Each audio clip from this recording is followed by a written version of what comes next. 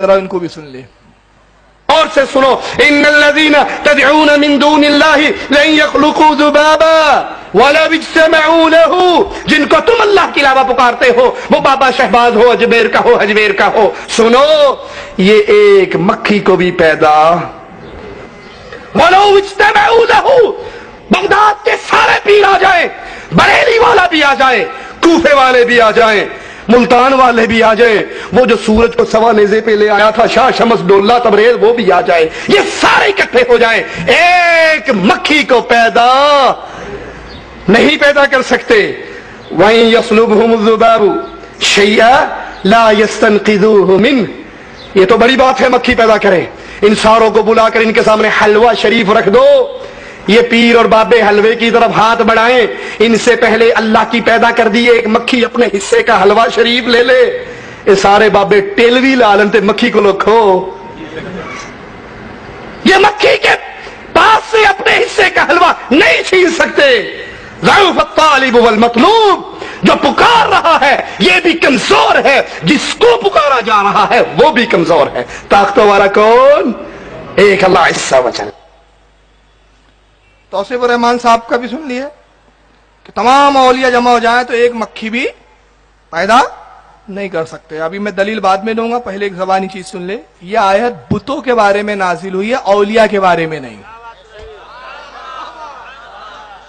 اور ایک چیز بتاؤ، اس دھرم کیا اتنا کمزور دھرم ہے، یہ نیا نیا ابھی نوزائیدہ بچہ ہے یہ دھرم، ابھی پیدا ہوا ہے، جیسے میں نے بتایا، ابھی بالغ بھی نہیں ہو پایا یہ پوری طرح، تو یہ جو پالنے میں بھی پنپ رہا ہے نا یہ دھرم، غیر مقلدیت یا اہل حدیث جو بولتے اپنے آپ کو، ان کے پاس میں ان کو چیلنج کرتا ہوں، اگر تم انبیاء اور اولیاء کو مجبور بتاتے تو ایک سری آیت مجھے ایسی لا کے دو جس میں قرآن میں صاف صاف موجود ہو کہ اولیاء اور انبیاء مجبور ہے، کچھ نہیں کر سکتے، ایسی قرآن میں ایک آیت نہیں، تو کون سی آیت لاتے؟ بتوں پر جو نازل ہوئی وہ اولیاء پر فٹ کرتے ہیں، وہ انبیاء پر فٹ کرتے ہیں۔ کیوں؟ ان کا دھرم بچانے کے لیے ان کو بتوں کا سہارا لینا پڑ رہا ہے، بتوں کی آیتوں کا سہارا لینا پڑ رہا ہے۔ اب آئیے یہ آیت بتوں پہ نازل ہوئی، اس کے ذرا حوالے سن لے، میں چند حوالے دے رہا ہوں ورنہ کتابوں کا اتنا ذخیرہ ہے کہ ان پہ لاد دو تو دب کے مر جائیں گا اسی میں، کیونکہ میرے پروگرام کی ٹائم پیریڈ لمیٹڈ ہے میرے پاس، اس لیے چند معتبر حدیث تفاسیر کے، تفسیر ابن عباس، اسی آیت کریمہ کی تفسیر، اسی آیت کی تفسیر ابن عباس کیا کہتے ہیں، عبداللہ ابن عباس، ذرا سنیں، صفحہ نمبر اس کا 357، وہی آیت، پارہ 17 سورہ حج، آیت 73، ضعف الطالب یعنی الصنم، عبداللہ ابن عباس فرماتے ہیں جو کمزور ہے اس سے مراد بت ہے، بت، اولیاء نہیں، انبیاء نہیں۔ والمطلوب الذبابہ یعنی مکھی، مکھی پیدا نہیں کر سکتے، کون؟ بت۔ آگے بڑھیں، تفسیر مدارک،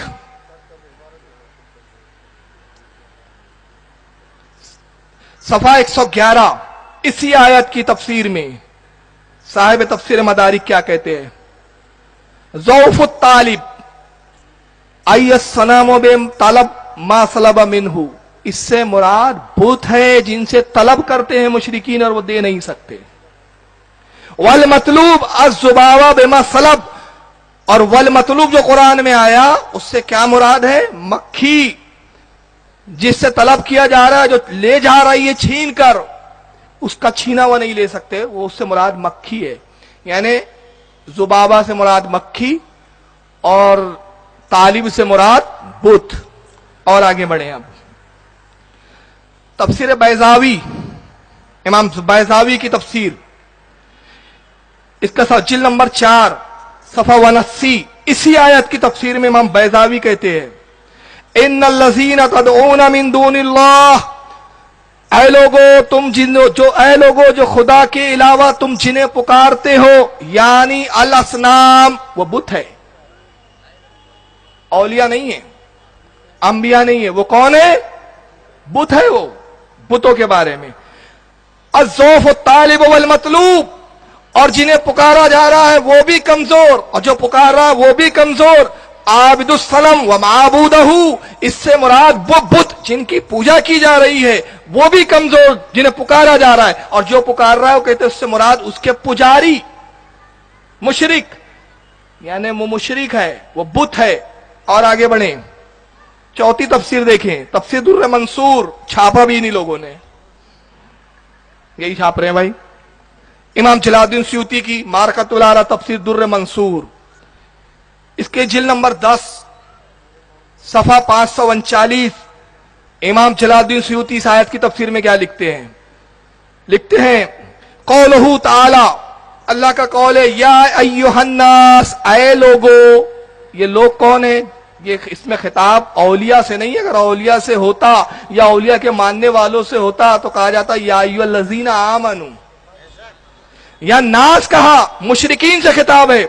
अखरजा इब्न मरदुया अन इब्न अब्बास फी कौलिही, कहते हैं, अब रिवायत हदीस लिख रहे हैं कि इखराज किया इब्न मरदुया ने हज़रत अब्दुल्लाह इब्न अब्बास से अल्लाह के इस कौल के बारे में, वही आयत जिसने पढ़ी थी, या अय्युहन नासो दुरिबा मसलुन फअस्तमिऊ लहू, ऐ लोगों तुम्हारे लिए एक मिसाल बयान की जाती है कि तुम जिनको पुकार रहे हो। काला, कहा, नज़लत फी सनम, ये बुतों के बारे में आयत नाजिल हुई है, ये आयत बुतों के मुतालिक नाजिल हुई। फिर दूसरी सनद से लिखते वाखराजा इब्न जरीरिन, और इखराज किया इब्न जरीर ने, व इब्न मुंज़िर, और उनसे उन इब्न मुंज़िर ने रिवायत किया, अन इब्न अब्बास ज़ौफ़ तालिब अलहातहुम वल मतलूब अज़ुबाब, कहते हैं जिनसे पुकारा जा रहा है इससे मुराद मुशरिकीन के वो बातिल माबूद है, वो बुत है, और जो ले जा रही है उनसे छीन के ले जा रही है, उनके सामने के जो प्रसाद है और जो उनकी चीजें रखी है उससे मुराद क्या है? मक्खी। फिर तीसरी सनद से लिखते इमाम जलालुद्दीन सयूती, वखराजा इब्न अबी हातिम अंसुद्दियो फी कौलिही, कहते हैं इस हदीस को इखराज किया इब्न हातिम ने हजरत सुद्दी से अल्लाह के इसी कौल के बारे में, लन यखलुकू जुबाबा। अब उसकी तफसीर में क्या लिखते हैं? यानी अस्सनमो ला यखलुकू जुबाबा, इससे मुराद बुत है जो मक्खी पैदा नहीं कर सकते। कौन है? कुरान ने कहा लन यखलुकू जुबाबा, ये इतने मजबूर है कि एक मक्खी नहीं पैदा कर सकते, तो कहते यानी अस्सनमो ला यखलुकू जुबाबा, इससे मुराद वो बुत है जो मक्खी पैदा नहीं कर सकते। अब आइए और एक तफसीर देख लें, तफसीर इब्न कसीर मेरे पास हालांकि अरबी भी है, लेकिन मैंने ये उर्दू ट्रांसलेशन वाली है स्कैन जानबूझ के डाली। इसकी वजह यह है कि इसका तर्जमा गैर मुकल्लिदों के बहुत बड़े अल्लामा मोहम्मद जुनागढ़ी साहब ने किया है। ये पाकिस्तान से छपी है, लाहौर से, ये लाहौर से छपा हुआ नुस्खा है मेरे पास, मकतबा कुद्दूसिया से। जुनागढ़ी साहब जो इन्हीं के मौलाना है, तफसीर इब्न अब्बास का खुद इन्होंने तर्जमा किया, ताकि ये इल्जाम न रहे कि तफसीर इब्न अब्बास का तर्जमा हमने गलत किया है, तुम्हारी मौलवी ने क्या किया, जरा सुन लो। उसी आयत की तफसीर में इब्न अब्बास क्या लिखते हैं, जरा सुन ले। कहते हैं अल्लाह के मां सिवा जिनकी इबादत की जाती है, इनकी कमजोरी और इनके पुजारियों की कम अकली बयान हो रही है। आप पूछते हैं औलिया को? नहीं, पुतों की कमजोरी और उनके पुजारियों की कमजोरी बयान हो रही है कि ऐ लोगों, ये जाहिल जिसकी भी अल्लाह के सिवा इबादत करते हैं, रब के साथ ये जो शिर्क करते हैं, इनकी एक मिसाल नहायती उम्दा और बिल्कुल वाकई के मुताबिक बयान हो रही है। जरा तवज्जो से सुनो कि इनके तमाम के तमाम बुत है, इनके तमाम के तमाम बुत ठाकुर वगैरह जिन्हें ये अल्लाह के शरीक ठहरा रहे हैं, जमा हो जाए और एक मक्खी बनाना चाहे तो सारे आजिज आ जाए और एक मक्खी भी पैदा ना कर सके। कौन है वो? बुत। फिर आगे लिखते हैं इब्न अब्बास रदियल्लाहु अन्हु फरमाते हैं तालिब से मुराद बुत और मतलूब से मुराद मक्खी है। और ये क्या कह रहे, सारे बाबा आ जाएं, ये भी कमजोर, मक्खी नहीं बना सकते, हलवा शरीफ का हलवा नहीं उठा सकते। अगर अपने बाप की सच्ची औलाद हो तो बताओ इस आयत में वली मुराद है, ये साबित करो, साबित करो। कुरान को अपनी मर्जी से बदलते हो, कम बख्तो, शर्म नहीं आती तुमको?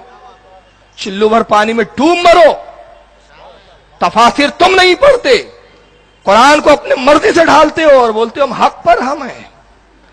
और क्या लिखते इमाम इब्न जरीर रहमतुल्लाह अलैह भी इसी को पसंद करते हैं اور ظاہر لفظوں سے بھی یہی ظاہر ہے۔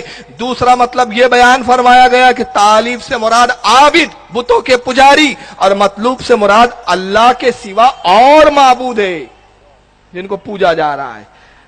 اب آئیے، اب میں قرآن کی ایک آیت اس کے جواب میں پیش کر دوں۔ قرآن نے کہا کہ بتوں کی حالت کیا ہے، قرآن نے بتوں کے بارے میں کہا، ان تفاصیل سے میں نے ثابت کر دیا کہ جو مکھی نہیں پیدا کر سکتے وہ کون ہے؟ بت۔ جو سامنے کی چیز سے اگر مکھی کچھ لے جائے چھین نہیں سکتے وہ کون ہے؟ بت۔ مگر اللہ کے انبیاء کو اختیار کیا ہے؟ پارہ نمبر 3 سورہ آل عمران آیت 150 اللہ حضرت عیسیٰ کا جملہ بیان کرتا ہے۔ عیسیٰ کہتے ہیں، عیسیٰ کا قول بیان کیا جا رہا ہے، انی اخلق لکم من الطین کہیئۃ الطیر فانفخوا فیہ فیکون طیرا باذن اللہ۔ حضرت عیسیٰ کہتے حواریوں سے، اے میرے حواریوں، میں تمہارے لیے پرندہ ایک مٹی کا بناتا ہوں۔ بت مکھی پیدا نہیں کر سکتے۔ یخلقو ذبابا، یہاں بھی خلق آیا عربی میں، اور حضرت عیسیٰ کے لیے بھی یہاں کیا آ رہا ہے؟ انی اخلقو، میں پیدا کرتا ہوں، میں پیدا کرتا ہوں کیا؟ تمہارے لیے مٹی کا ایک پرندہ بناتا ہوں، فانفقو، پھر اس میں فانفقو فیہ، میں اس میں پھونکتا ہوں روح۔ لفظی ترجمہ ہو رہا ہے، میں روح پھونکتا ہوں، فیکون، پس وہ ہو جاتا ہے، ہو جاتی ہے، طائرم، زندہ پرندہ اڑتا ہوا، بے اذن اللہ، اللہ کے حکم سے۔ بت مکھی نہیں پیدا کر سکتے، اور میں چڑیوں میں بے جانوں میں پھونک ماروں تو ان کو ہوا میں اڑاتا نظر آؤں۔ یہ ہے قرآن، انبیاء کی شان قرآن یہ بیان کر رہا ہے، اور بتوں کی مذمت یہ بیان کر رہا ہے، اور شرم آنی چاہیے، بتوں کی آیتیں اولیاء اور انبیاء پہ فٹ کرتے ہو۔ اور آگے اللہ فرماتا ہے کہ عیسیٰ نے کہا وَأُبْرِئُ الْأَكْمَاحَ وَالْأَبْرَصَ وَأُحْيِي الْمَوْتَ بِإِذْنِ اللَّهِ۔ اب تو دھجی اڑا دین کے عقیدے کی، میں شفا دیتا ہوں بیماروں کو۔ کون؟ عیسیٰ کہہ رہے ہیں، اللہ نہیں۔ عیسیٰ قرآن بیان کر رہا ہے، عیسیٰ کہتے ہیں میں شفا دیتا ہوں بیماروں کو، اور مادرزاد اندھوں کو، اور کوڑیوں کو، سفید داغ والوں کو میں اچھا کرتا ہوں، اور ہڈی توڑ دی ان کے شرک کی، وَيُحْيِي الْمَوْتَى، اور میں مردوں کو زندہ کرتا ہوں، میں مردوں کو زندہ کرتا ہوں۔ یہ تو مکھی نہیں پیدا کر سکتے بت، مگر میرا اختیار دیکھو، میں عیسیٰ ہوں، نبی کا غلام ہوں، نبی سے افضل ہوں، تو اگر جب میں مردے جلا سکتا ہوں تو میرا نبی کتنے مردے جلائیں گا؟ اور جلایا میرے نبی نے، جابر کے بیٹوں کو زندہ کیا ہے، قبروں سے مردوں کو زندہ کیا ہے۔ ارے نبی تو بہت دور ہے، غوث اعظم نے ٹھوکر ماری ہے تو مردوں کو جلاتے ہوئے نظر آئے۔ اولیاء زندہ بھی کر سکتے ہیں بے اذن اللہ، اللہ کے حکم سے۔ یہ انبیاء ہے، یہ اولیاء ہے۔ میرے پاس وقت نہیں ہے، ورنہ ایک ایک چیز پہ میں بڑی تفصیل سے آتا ہوں، وقت اجازت نہیں دیتا۔ اور اب قرآن کی اس فصاحت کو دیکھیں، میں زندہ کرتا ہوں، مردوں کو عیسیٰ کہتے ہیں بے اذن اللہ، اللہ کے حکم سے۔ مطلب کیا بتایا؟ بے اذن اللہ، اللہ کے حکم سے، یعنی وہ جھوٹے ہیں جو کہتے ہیں کہ اللہ نے اپنے محبوبوں کو اختیار نہیں دیا۔ میں بے اذن اللہ کہہ کے بتا رہا ہوں، اللہ نے اپنے محبوبوں کو اختیار دیا ہے۔